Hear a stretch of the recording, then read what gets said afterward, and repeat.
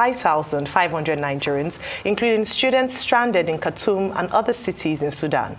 To facilitate the repatriation, the government has released 150 million naira for hiring 40 buses to convey desperate citizens from Sudan to Cairo in Egypt. The chairman of the Nigerians in Diaspora Commission, Abikadabiri Erewa, confirmed on Tuesday that the payment had been made, noting that the evacuees would take off on Wednesday morning, that's early this morning. Also, Nigeria's leading airline, Air Peace, has also expressed urgent determination to evacuate stranded Nigerians from Sudan at no cost. Joining us on the show this morning to discuss the evacuation of Nigerians stranded in Sudan is ONYEMA, Chief Executive Officer of Air Peace. Welcome to the morning show. Well, quickly, when we had issues in South Africa, you have to evacuate Nigerians. When there was COVID, you have to evacuate Nigerians from India and elsewhere. You keep doing this. And yet this same country has not deemed it necessary to give you national honor. What motivates you? Now you're saying you want to help Nigeria evacuate people from Sudan. On this program last week, Professor Bolaji Akinyemi said, I look forward to ONYEMA helping to evacuate Nigerians, but they have to pay him. What motivates you to keep giving? Well, to me, it's even a privilege, to be allowed to contribute my quota to my country. In fact, I'm a good adherent of what can you do for your nation and not what your country can do for you. So I thought that Nigeria is a country of about 378 ethnic nationalities. This is supposed to be our strength. The diversity we have today is an envy to all. It pains me that we have not been able to weave the country together in over 60 years of our independence. So it pains me.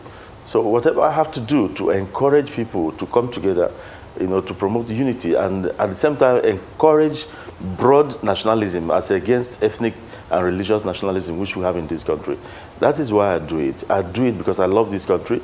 I believe we could be better than what we are having now. 378 ethnic nationalities. This is a source of strength. Meanwhile, we are not harnessing that.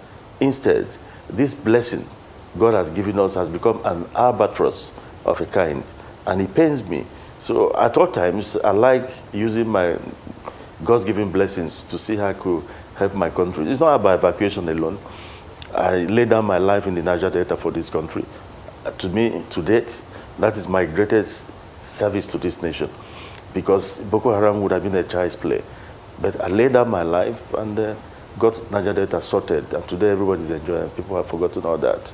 So a lot of people are talking about my intervention during evacuation, during the COVID time, Thailand, India, Malaysia, Indonesia, because Nigerians were destroying our embassies over there, and I felt that was a great disservice to the image of this country, and I sent in my jets to go and bring them back home during COVID. I feel personally honored to be allowed to do that. So it's not a publicity stunt, because I've been doing it right from secondary school through the university, trying to do things. My own activism is centered on trying to bring Nigeria together, because I believe it's something that we should all be proud of. However, it pains me that my gesture has turned and has started causing some kind of problems everywhere in the social media. People are trying to bring ethnic angle into it. For those who are supporting me, the Igbos who are rooting for me that an Igbo man is going to do this, do that, please stop. For other people from other tribes in Nigeria other than Igbo who have something or the other, or one or two things to say about it, stop. It's a Nigerian thing. It's not Igbo, it's not Yoruba, it's not Hausa. I don't want a good gesture to be turned into ethnic debacle. It pains me. Well, it makes me well uncomfortable to the extent that I might not do this again, because I want to promote unity, not to cause disunity with my gestures. Absolutely. And I do hope that these talks would not discourage you from doing good work in Nigeria. We need more Nigerians like you to do more, in terms of social responsibility, helping out where needed. But I'd like to ask you, I want to assume that you're working at least with some form of support or collaboration with the Foreign Affairs Office of Nigeria. What kind of government support have you had since you made the offer to help evacuate Nigerians from Sudan? And when is the time frame? And finally, in terms of that question, for Nigerians who might be watching from Sudan, how do they access? You already have the numbers set in, or how do they access this service you're giving for free?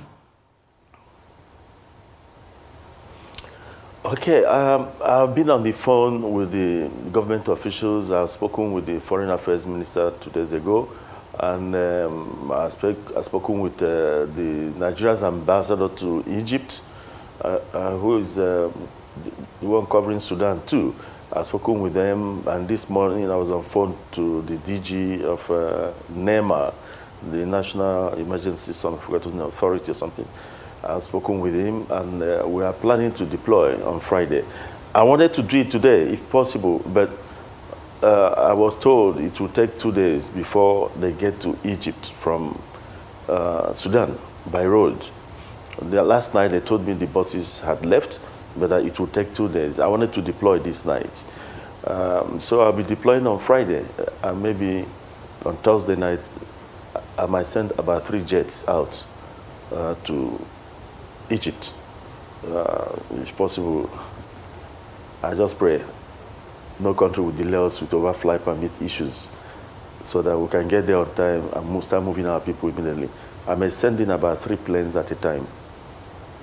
To ask, so all this what the evacuation will take place. It will start on Friday. Okay, so all this what you've always done, is it that with no input from them, it's just you doing it of your own accord, putting yourself up on the line for it?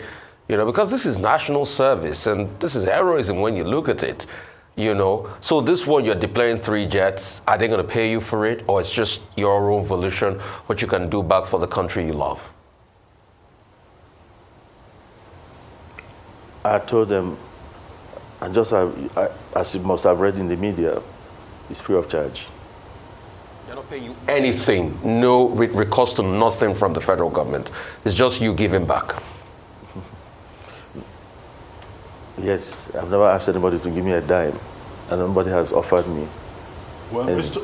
ONYEMA, our main subject is Sudan, right? Evacuation of Nigerians that are stranded, and your contribution to help stranded Nigerians out of Sudan. But let's talk about the airline industry. There's so much there. Your association, Airline Operators of Nigeria, of which you are vice chairman, has been talking about ease of doing business, government making things easier within the aviation industry, and then the threat from, Ethiopian Airlines with regard to Basa. What are your expectations as we prepare for a new administration on May 29? Well, not just in aviation, the ease of doing business in Nigeria is very, very, I don't know, it's not something we should celebrate. This government, when they came to power in 2015, made it a point of duty to make sure the ease of doing business. I think it was the vice president that, it was anchored in the office of the vice president then. At first, things were working, but after some time, issues nosedived. It has to be improved. You bring in, for example, in aviation, spare parts on AOG basis, aircraft on ground all over the world. You don't need to pay before you take that part out, because an aircraft is treated like a human being. So an aircraft on ground is like dying, so you need to resuscitate it immediately. All over the world, you bring in these parts, you take them out immediately and make sure the aircraft is flying. Over here, sometimes you bring it in and that part might be there for another 2 weeks. The aircraft is grounded for those 2 weeks, so a lot of revenue. Sometimes there's this one they call the one that has to do with the Office of the National Security Advisor. It has to do with some dangerous parts on the airplane. Like some parts of the plane could be termed explosive. So you need end user certificate.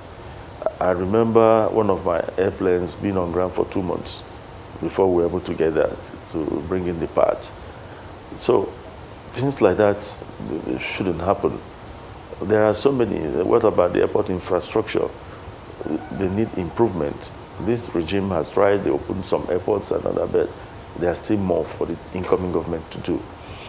And that is it. I don't want to dwell on the other challenges like too many charges being airlines go through to sustain their operations. Too many charges. It's not a profitable business, but it takes your passion. And some of us are in it because I just want to give service. I want to create jobs for people. I'm not really interested in what comes. I take from other businesses to fund airpeace. My happiness is when I see the over 5,000 faces, having a means of livelihood from the platform one has created. That's what makes us happy.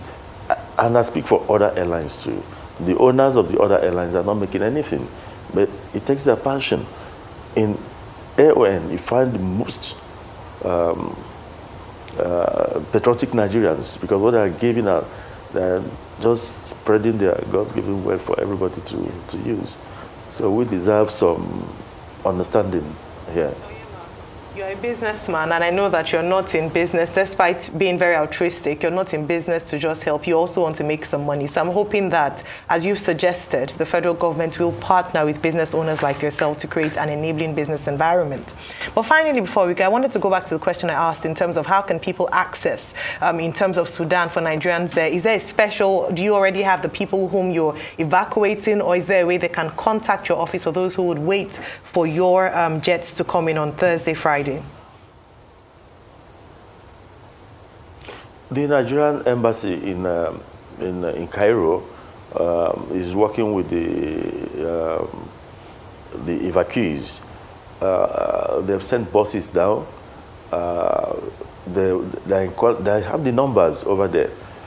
Remember, they're outside the country. They're not in Nigeria. So AP's job is they just tell me the airport, and I'm sending the jets there.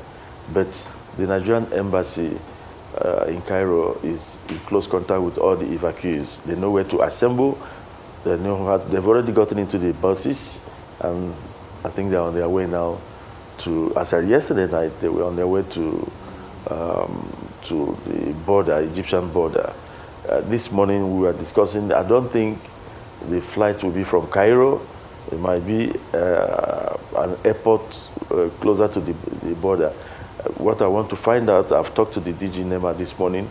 I want to find out if the airport they want to use will be able to land my jumbo jet, the 777. The 777 does not land in just any airport. It must be an airport with a very long runway and with commensurate facilities, infrastructure. So the moment we get that, we'll have to go to the press and announce that. For now, their contacts will be with the Nigerian mission in Cairo. Thank you very much, Mr. Allen ONYEMA, founder and chairman of AirPeace Airline, for joining us on the